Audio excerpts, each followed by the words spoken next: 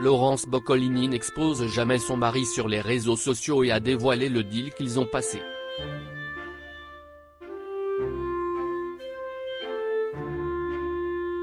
Le public a tendance à l'oublier. Laurence Boccolini n'est plus un cœur à prendre, nous le savons.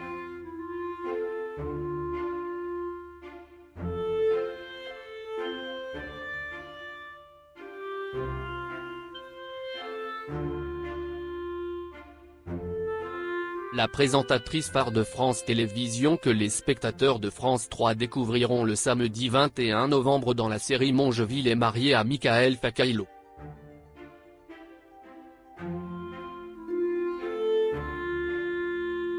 Une très belle idylle qu'elle ne désire pas arbitrer, et on sait pourquoi. C'est au cours de l'émission Mister France 2003, où la belle brune était Mister Tahiti et a fini deuxième du classement, que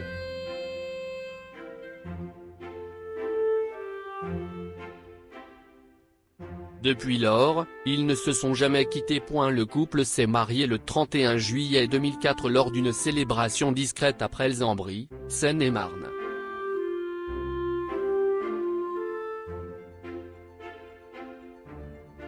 Le jour de notre mariage, nous avons pris des photos pour un magazine, juste pour être rassurés une fois pour toutes.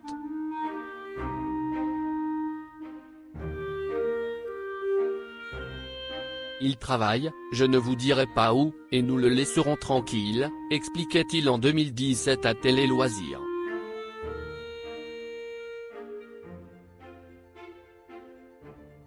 Pourquoi Laurence Boccolini ne dévoile pas Michael Facailo au grand public depuis lors? Ils appliquent la citation pour vivre heureux, vivons cachés, d'autant plus que Michael Facailo ne veut pas.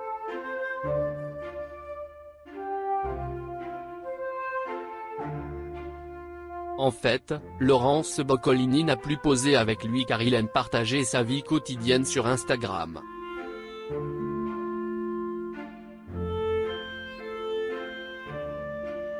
Un détail qui n'est pas passé inaperçu pour un internaute qui a fait un petit commentaire en janvier dernier.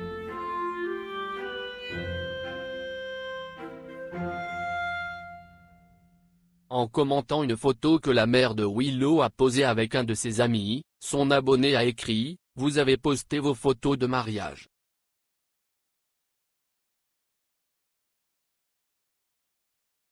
Où est la logique dans tout cela ? Dans son compte Instagram, elle montre son chat, elle montre sa baguette, elle parle de sa fille, elle parle de ses problèmes de santé, mais bizarrement, elle ne pas.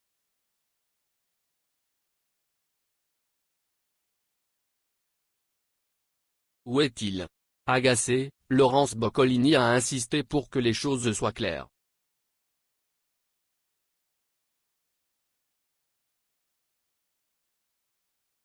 S'appelle la liberté d'expression. Ou même la démocratie.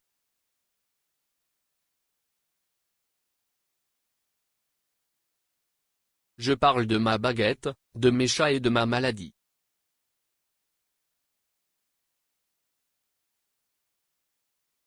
Avez-vous déjà vu des photos de ma fille dans des magazines? Non, c'est son histoire.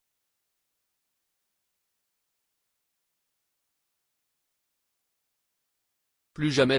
Parce que c'est notre histoire et la sienne et que c'était le marché, vous avez vu, vous ne verrez plus.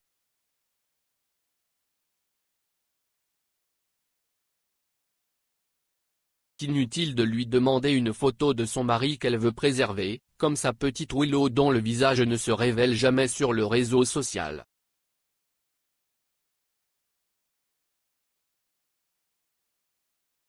J'ai décidé de protéger ma vie privée. Michael n'avait rien demandé, il est heureux que personne ne le reconnaisse aujourd'hui.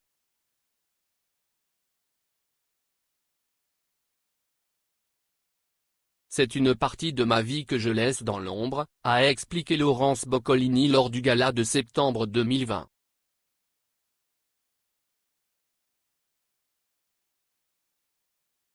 Laurence Boccolini et l'infertilité, larmes et déceptions, son témoignage émouvant sur la question. Laurence Boccolini est peut-être aujourd'hui l'heureuse mère de sa fille Willow, mais il n'a pas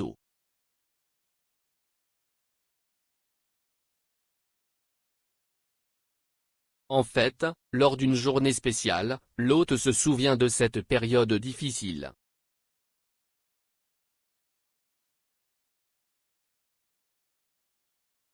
Laurence Boccolini aura vécu des moments douloureux.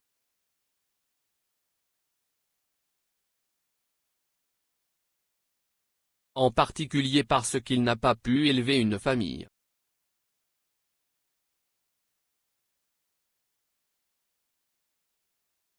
L'animatrice de 57 ans avait révélé sa stérilité en 2008 dans son livre Puisque les cigognes ont perdu mon adresse.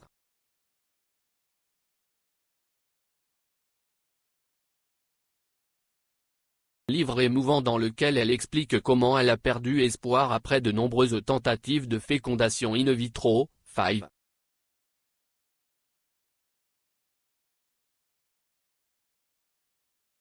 Cependant, sa chance a finalement tourné lorsqu'elle est devenue la mère d'une fille nommée Willow le 25 novembre 2013.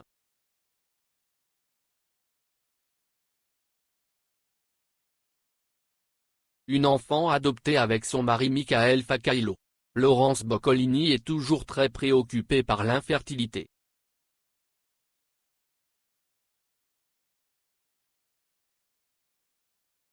Ainsi, à l'occasion de la semaine de sensibilisation à ce fléau, la nouvelle recrue de France 2 a publié un nouveau post Instagram dimanche 15 novembre 2020, par lequel elle devient porteuse d'espoir.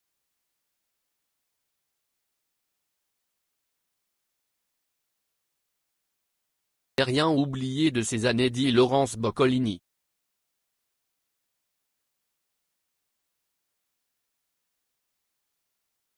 La violence de certains commentaires tant dans l'environnement que dans le monde médical, le manque d'informations, le manque de références, le manque d'espoir, le manque absolu avec un M majuscule.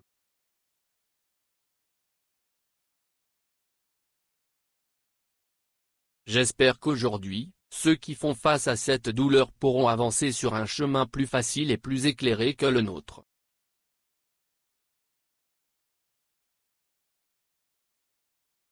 Je n'oublierai jamais ce que nous avons vécu, et rien ni personne n'effacera ces années de lutte douloureuse où la tristesse et le sentiment d'injustice qui ont rempli les jours et les nuits.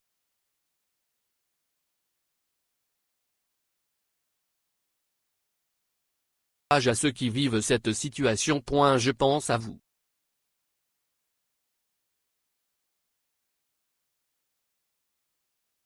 Des mots qui résonnent particulièrement chez certains de ses abonnés.